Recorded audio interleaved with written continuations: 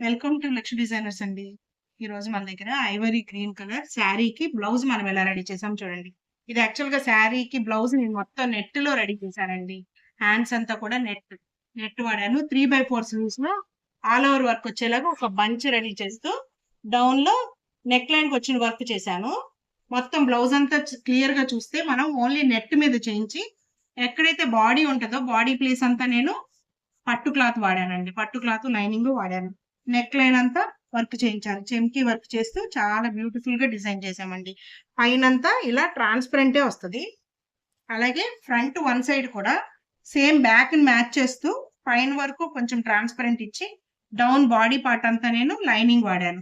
అది కూడా పట్టు క్లాత్, కాటన్ క్లాత్ 2 వాడుతూ బాడీ అంతా మనం వేసామండి. ఈ బ్యూటిఫుల్ శారీకి మనం చేసిన బ్లౌజ్ ఎలా ఉందో చూసి ఒక చిన్న కామెంట్ చేయండి.